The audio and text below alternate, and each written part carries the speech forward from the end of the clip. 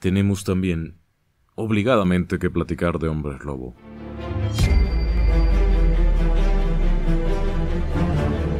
Relatos del lado oscuro. Fantasmas. Seres extraños. Sucesos inexplicables. Perversidad humana.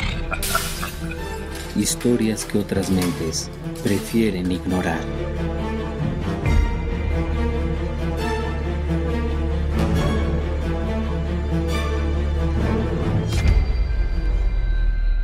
Esto es interesante.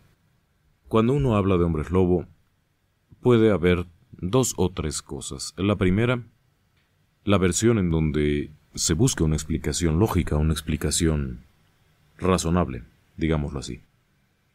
Una explicación en donde se trata de conjuntar la ciencia con el mito. Esa explicación razonable, sin embargo, no es tan razonable las más de las veces. Es muy diferente un fenómeno de licantropía a un fenómeno de hipertricosis. ¿Sí?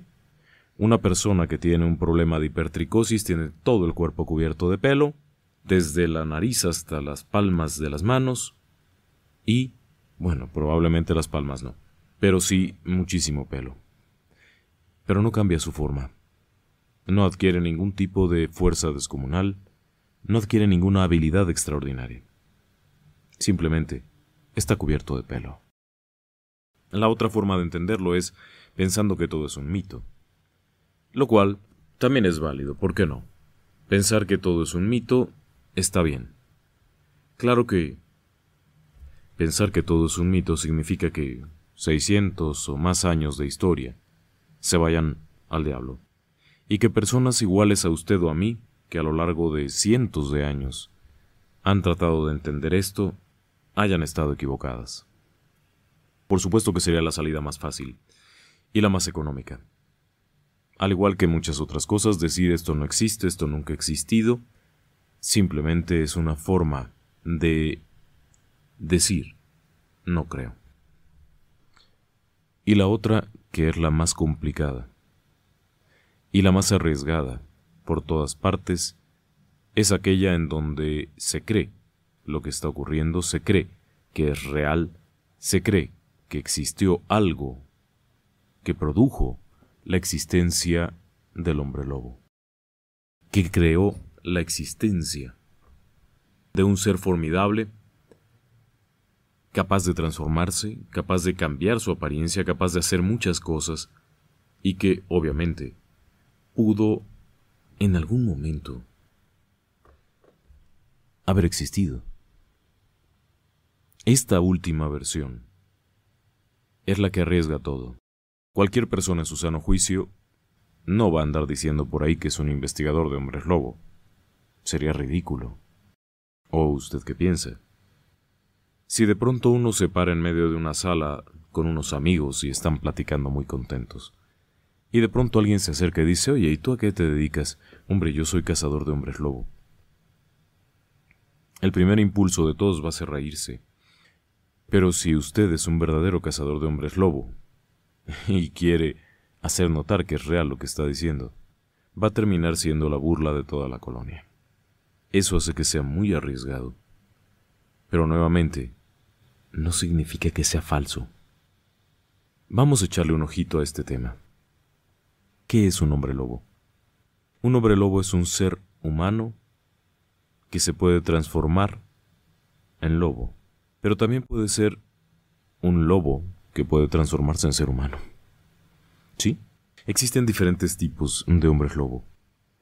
El hombre lobo natural, el hombre lobo que surge de la unión de dos progenitores con esa misma característica y que por lo tanto nace en grado de hombre lobo. Está aquel que por su voluntad y a través de una serie de pactos y una serie de conjuros puede lograr transformar su cuerpo y adquirir una apariencia diferente. Está el tercer caso en donde hay una especie de contagio. Esta especie de contagio se da generalmente por la mordedura. El caso más clásico del que se habla es la mordedura del hombre lobo. Ser mordido por un hombre lobo es el equivalente a contagiarse. Pero hay otras variantes. Hay las formas involuntarias también. aquellas en las cuales un sujeto, por ejemplo, tiene la mala fortuna de beber a la luz de la luna de un charco donde ha bebido un lobo. Dependiendo de cada cultura, de cada historia, de cada relato, hay formas de transformarse, pero lo que queda claro es que cada uno de ellos tiene diferentes características. Hay aquellos que pueden transformarse por su propia voluntad, lo cual es similar al nahual mexicano, del que hemos hablado en muchas ocasiones anteriores. Otros son por una especie de contagio, producto de una mordedura. Otros son producto de una maldición incluso. Una variante diferente es el tema de la maldición. Cuando una persona ha sido inducida en algún grado a una actividad demoníaca, digámoslo así, ya sea por terceros, ya sea por una maldición hereditaria, se transformará, pero de una forma muy peculiar. Cada uno de los casos tiene características diferentes. Ahora, todo esto que le estoy platicando son creencias que se han ido acumulando a lo largo de cientos de años. No es una creencia única. Cada lugar tiene sus variantes, desde el loup-garou, desde el hombre lobo europeo, el werewolf alemán, hasta los nahuales mexicanos. Cada uno tiene sus variantes, pero en esencia son lo mismo. Son denominados en inglés shape shifters o mutadores de formas o cambiadores de formas. En general, cada uno de ellos, con estas características que le he descrito, tendría sus propias habilidades. Por ejemplo, un hombre lobo natural, un hombre lobo que es producto de la unión de una pareja de estos mismos seres, de estos mismos animales, es consciente de sus actos. Si bien opera más en el reino animal que en el reino humano, es un ser mucho más consciente. Se puede mover a voluntad, puede optar por atacar o no, se alimentará de animales o, en caso extremo, de personas, pero normalmente suelen ser menos agresivos y mucho más defensivos. En el caso de la transformación por voluntad, la que sucede cuando alguien se compromete ante el demonio o a través de un pacto, la situación es muy distinta. Normalmente, la persona al transformarse siendo un alto hechicero puede controlar su actividad, pero la encamina precisamente a llevar consigo a las personas. Suele ser muy destructivo, porque es un animal poderoso con mentalidad humana. La mentalidad humana generalmente es muy destructiva.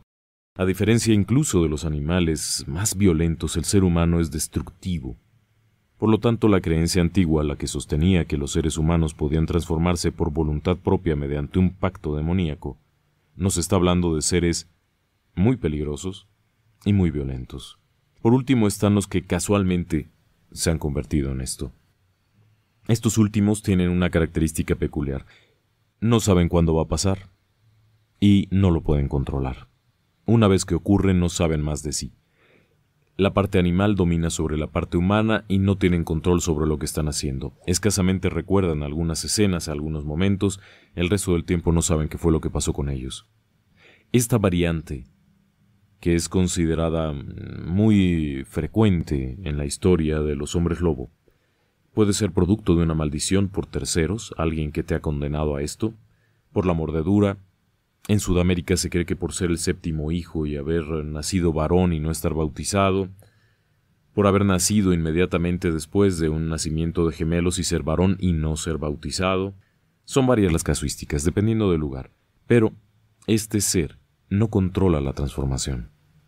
Y es interesante, el mito de la luna llena ocurrió mucho tiempo después, de hecho es parte de una novela. En las creencias originales la luna llena no tiene nada que ver. El hombre lobo, dependiendo del tipo de variante que se trate, puede transformarse a voluntad. Por ejemplo, un alto hechicero que quiere dañar a alguien o hacer alguna barbaridad, se transforma y punto, tiene voluntad para hacerlo. En tanto que, por ejemplo, una persona común que ha sido contagiada, una persona común que casualmente ha recibido la maldición, se transformará bajo ciertas circunstancias, por ejemplo, en una situación de riesgo, en una situación de emergencia, en una situación de extrema hambre o en una situación de mucho miedo.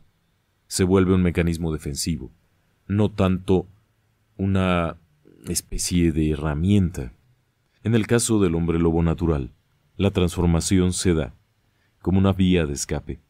Según se contaba, los primeros hombres lobo, los primeros Lub-Garou, se transformaban en esto, y dejando a un lado la historia de Licaón, la leyenda griega y romana y todo esto, bueno, vamos a dejarla de lado un momento, pero de acuerdo con esas creencias, el lobo se podía transformar en ciertos momentos a voluntad, generalmente para escabullirse de una persecución o bien para conseguir alimento, pero normalmente permanecería en su forma animal. Ahora, hay países en Europa en donde los lobos se extinguieron en algún momento del siglo XII. Inglaterra, por ejemplo, no tuvo lobos durante cientos de años y sigue sin tenerlos de forma natural. Sin embargo, hay historias del siglo XVI en donde había ataques de hombres lobo. Entonces, hay ciertas cosas. Ahora, declararse abiertamente un investigador de hombres lobo, bueno, es como aventarse de cabeza en un precipicio. Hay miles de datos, hay miles de leyendas, hay una cantidad bárbara de creencias dependiendo de cada región. Entonces, no se puede asegurar de una forma u otra. Este ha sido un breve resumen. Puede haber voluntad en algunos casos, en otros no. Ahora, ¿qué pasa con los hombres lobo? Las historias que encontramos nos cuentan, por ejemplo, en el caso de la bestia de Gévaudan, que fue cazado el animal. En el caso del hombre lobo Granier, también fue cazado. Terminaron quemándolo en la hoguera. Entonces, no se tienen muchas referencias sobre qué pasaría con un hombre lobo que no es capturado. Y ahí entran algunos supuestos muy interesantes.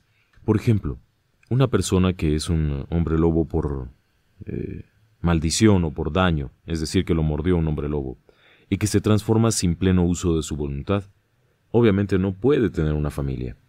No podría tener una mujer como tal, ya que en un arranque de estos o en un momento crítico de transformación la haría pedazos. Así de simple. No sabe si está o no consciente y va a hacerla pedazos. Ahora, si la mujer es también una mujer lobo, el problema es que ninguno de los dos lo hace a voluntad, entonces no necesariamente va a ocurrir en el mismo momento. Así que no, la relación muy difícil. En el caso de un alto hechicero, de alguien que ha hecho el trabajo de brujería, aquel de ponerse la faja de piel de lobo, de utilizar el ungüento demoníaco, de hacer la invocación en el claro del bosque a la medianoche, etcétera, etcétera. En ese caso, el sujeto lleva una vida doble. No necesita una relación o una vida como hombre lobo. Lo utilizará cuando lo necesite y punto. Es lo mismo que el nahual mexicano. El nahual mexicano tiene una esposa, unos niñitos, tiene un gallinero, tiene unos puerquitos, pero cuando se transforma lo hace para ir a robar unos costales de maíz o unas gallinas en un pueblo vecino, o ir a matar a alguien, lo cual sería muy útil en estos tiempos de huachicolero. Poderse transformar en nahual sería algo tremendamente útil para poder escapar de las bandas rivales. Pero bueno, eso es otra historia, y eso es cuestión más dramática. El tema aquí es, un hombre lobo natural sería la única posibilidad de que siguiera teniendo crías. En este caso serían iguales, serían crías producto de la unión de dos shapeshifters que les permitiría tener, a su vez, una cría de esa naturaleza. Ahora, ¿qué longevidad tendrían? Poca, muy poca. Lo que se puede saber de esto, en base a todas las leyendas y todos los documentos recuperados de las actas de la Inquisición y demás, es que la vida era muy breve. Normalmente el hombre lobo era un hombre joven, y lo cual nos da una idea de que no eran muy longevos. Y por otra parte, la mayoría terminaba en la hoguera, así es que no les esperaba gran cosa.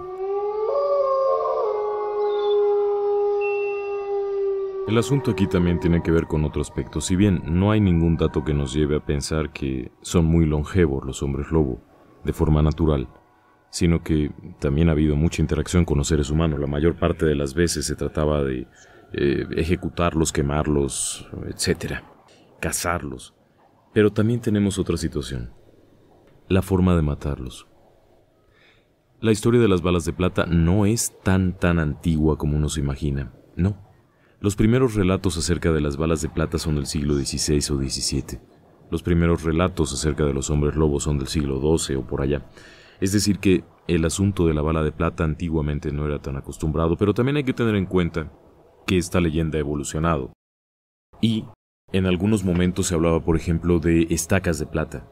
No solamente de balas, sino de cualquier elemento que tuviera plata.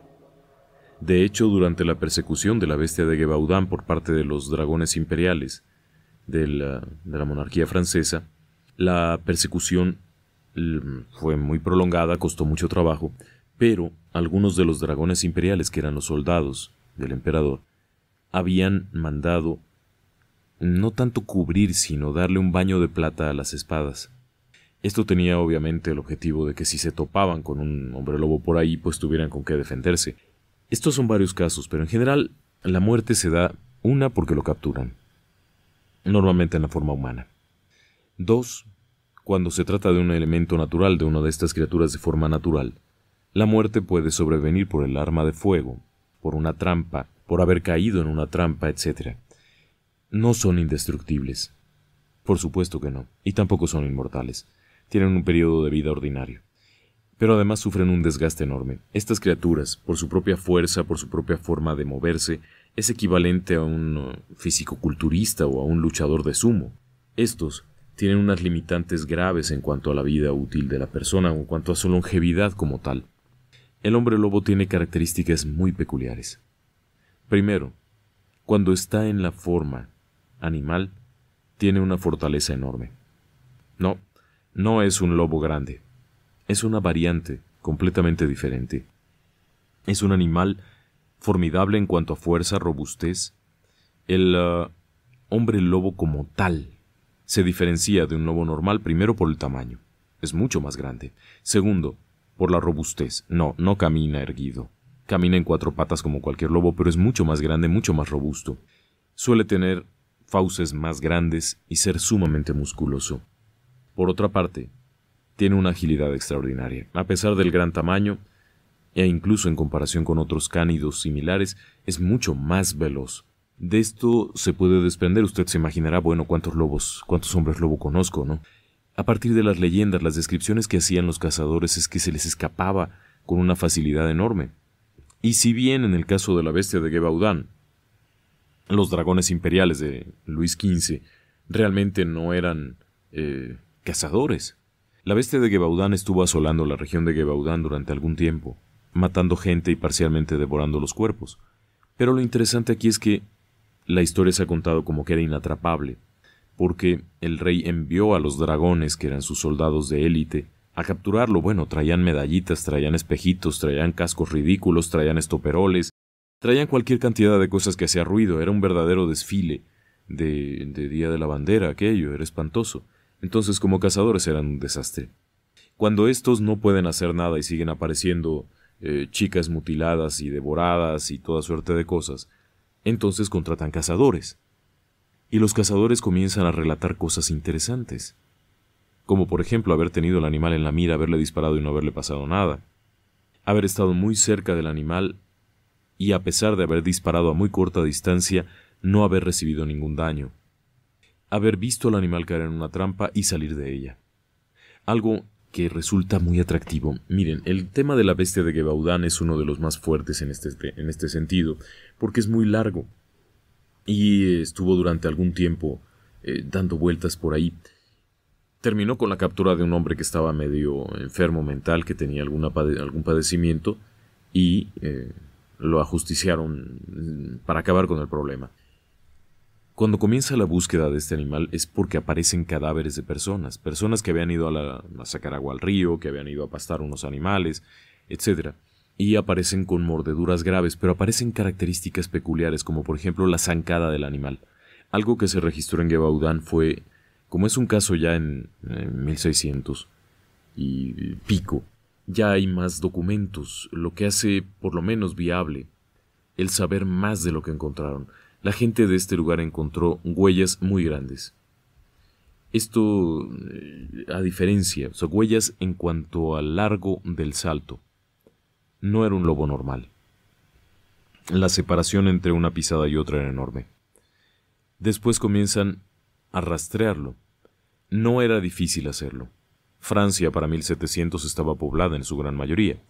La separación entre una granja y otra era pequeña, así es que incluso en las zonas boscosas no nos estamos encontrando en las montañas rocallosas de los Estados Unidos, en donde un pie grande se puede perder durante años y nadie verlo. Aquí eran regiones mucho más compactas y era relativamente fácil capturar a un animal. Pero este se les escapa.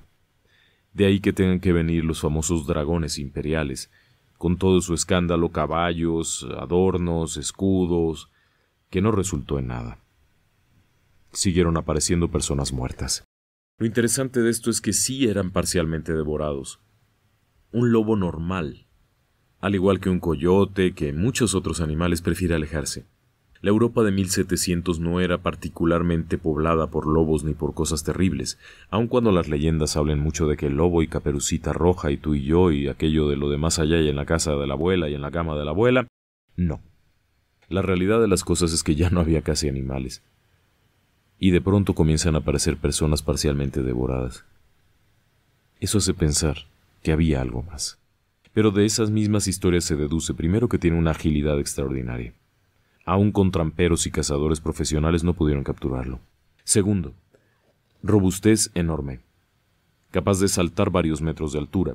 Uno de los testigos de aquel entonces que relataba los acontecimientos vividos durante la cacería señalaba cómo aquel animal había podido salir de una pequeña cañada de un solo salto, alcanzando una altura del equivalente a unos 6 u 8 metros, en un solo salto. La fuerza, capaz de romper la red que lo apresaba y de seguir su camino. Resistencia, habilidad para ver de noche. Sí, una de las características que se desprende a partir de los relatos de todas estas épocas es que eran capaces de ver muy bien de noche, capaces por supuesto también de oír de forma privilegiada. Ahora, estas características lo hacen ser formidable en cuanto a animal. ¿Qué pasaría para la persona? Bueno, hay un tema aquí. Las personas que fueron encontradas y acusadas de licantropía generalmente presentaban un agotamiento extremo, y esto se relaciona con la transformación. La transformación provocaba mucho desgaste en los individuos y un deterioro enorme. Probablemente, si no hubieran sido quemados en la hoguera, hubieran muerto muy pronto. Sin embargo, aquellos que naturalmente lo son, probablemente no tengan ese padecimiento. Solamente aquellos que involuntariamente lo eran. Era una especie de contaminación que terminaría por matarlos.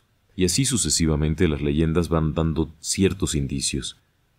Una de las partes que más interesa en este tema es la transformación voluntaria. La leyenda de la transformación voluntaria es muy vasta. Tiene toda suerte de cosas, desde la famosa crema del diablo, que era una mezcla de grasa de bebé preparada a la luz de la luna durante la medianoche, etc. Quizá de ahí vino también la historia de la luna llena, hasta la faja de piel de lobo. Hay muchas variantes, pero en todas hay la intención de transformarse. ¿Por qué alguien querría transformarse en lobo y salir a comerse al vecino? Bueno, hay muchas posibilidades. Desde que el vecino le caía mal, quizá hacía mucho ruido desde temprano en las mañanas, o simplemente por un periodo de hambruna. Esto es interesante.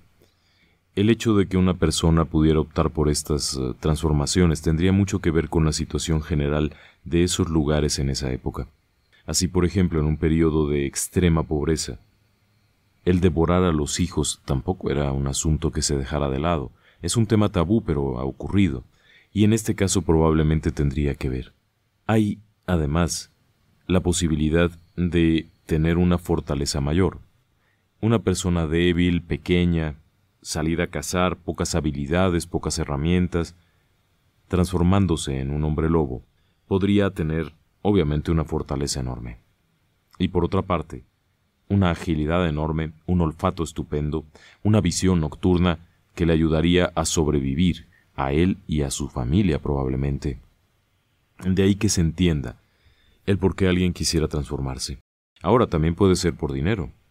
No deje usted de ver que en muchos de los casos se creía que el hechicero se podía transformar en esto con la finalidad de ofrecer sus servicios a algún señor por ahí y, a cambio de ciertos favores o cierto dinero, le haría el trabajo difícil, el trabajo sucio.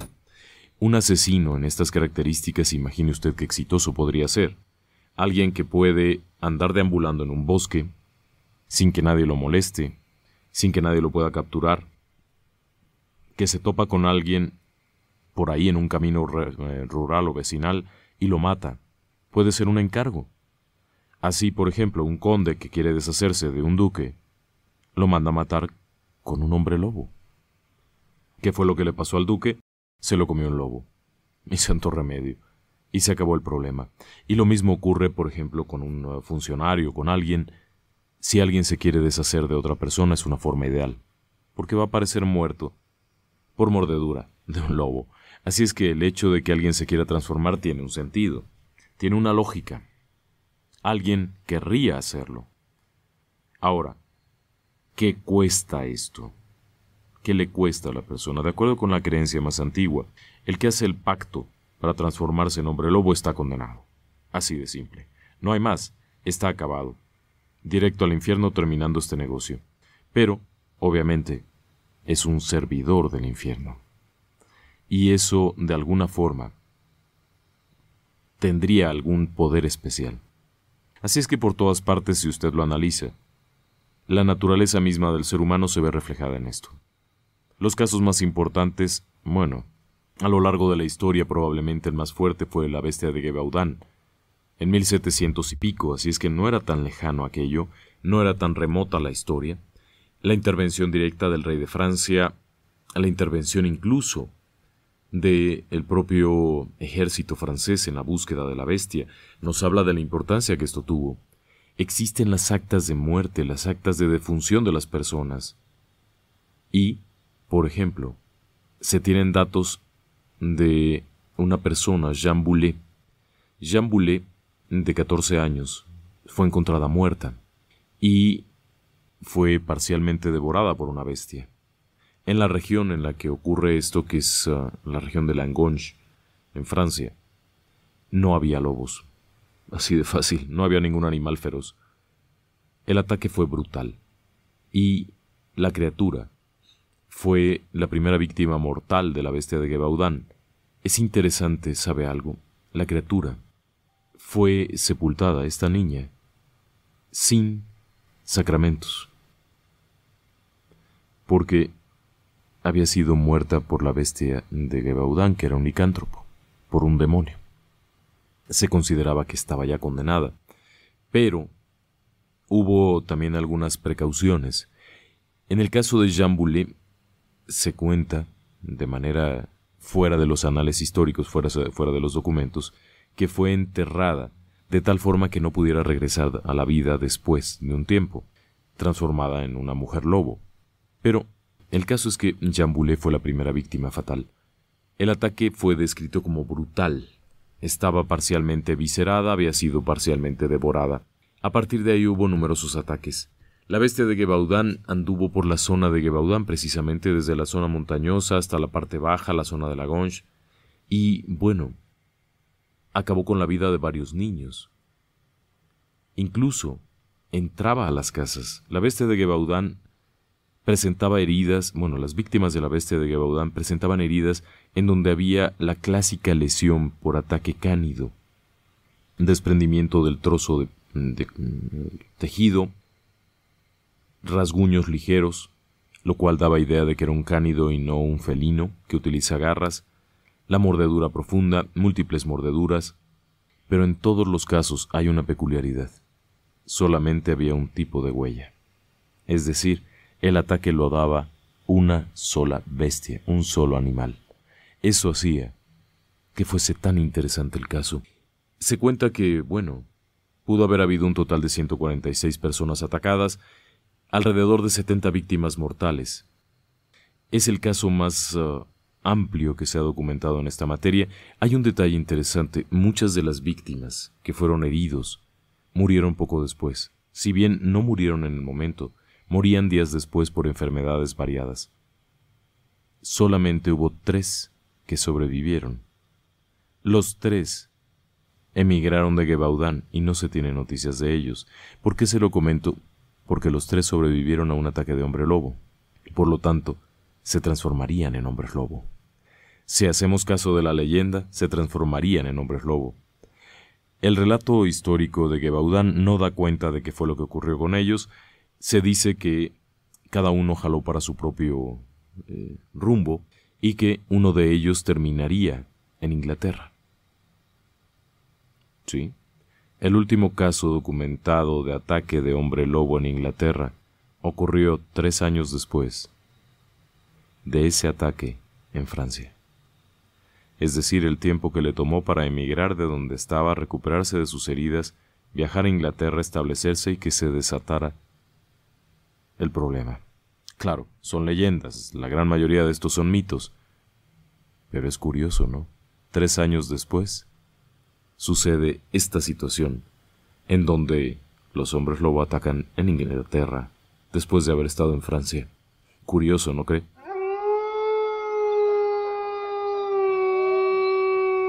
El tema particular de la bestia de Gevaudan provocó que hubiera muchos cazadores. Muchos de ellos se acercaban y traían toda suerte de lobos, los pocos que quedaban en la región, e incluso se alcanzó a documentar que en muchas ocasiones los lobos que traían eran lobos que habían muerto lejos, que habían ido a traer a las regiones de Siberia, a las regiones de los Cárpatos, en zonas en las que sí había lobos, con tal de presentar algo. Pero la búsqueda fue bastante infructuosa. Los militares que fueron enviados por el gobierno no sirvieron para nada. Los dragones del rey realmente eran un desastre. Era un grupo de hombres a caballo, con un montón de adornos en los trajes, con espadas, mosquetes, con ayudantes, era ridículo, con aquello no iban a atrapar más que un resfriado. El problema de esto es que, bueno, a pesar de todo, y con la vigilancia de todos los pasos, siguieron apareciendo personas muertas. Y comenzaron también a aparecer descripciones. Incluso una de las descripciones es de uno de los capitanes de los dragones, el capitán Duhamel, quien relataba haber visto a esta bestia él mismo. Lo describió como del tamaño de un toro, no muy grande, un animal, un toro normal. Describió que eran muy grandes las patas y la cabeza era particularmente grande. Es decir, no era un lobo. El relato de Gevaudan prosigue y bueno, al final del día, terminan por capturar un pobre diablo que andaba por ahí y que, aparentemente, él declaró haberse transformado y haber tenido por ahí un par de pactos con el diablo, lo que usted quiera. Pero en realidad, no era tampoco. De las bestias que fueron llevadas, incluso algunos animales particularmente grandes tampoco lograban nada. Hubo algunos testimonios muy interesantes como el de Jean Valli. Marie Jean Valli. Esta chica del pueblo de Polac tuvo un encuentro directo con el animal. Y es curioso, pero esta chica, muy brava, lastima al animal. Esta chica, para salir de la parroquia en la que trabajaba como empleada doméstica e ir a casa, se había hecho un arma. En un largo palo le había amarrado un cuchillo filoso al frente. Y va caminando. Cuando va cruzando el puente aparece la bestia, se le lanza encima, y la chica, en lugar de espantarse y salir corriendo, lo que hace es herirla. Le pica con el cuchillo aquel en el pecho. El animal desaparece. Durante 3 meses, únicamente 3 meses, la chica vuelve a describir el mismo animal. Gran tamaño, particularmente robustas las patas, muy musculoso, con una agilidad extraordinaria. A pesar de haberlo herido de forma directa, el animal pudo escapar. Hubo otro caso un poco después en donde comenzaron a desaparecer personas y animales. Se logra capturar un lobo, unos 50 y tantos kilos de peso. Algunas de las personas aseguraban que este era el animal. Pero no, definitivamente no. A pesar de esto, y a pesar de que el animal es llevado al rey con la consigna de que esta es la bestia de Gevaudan, un año después, vuelve a haber ataques en Gevaudan.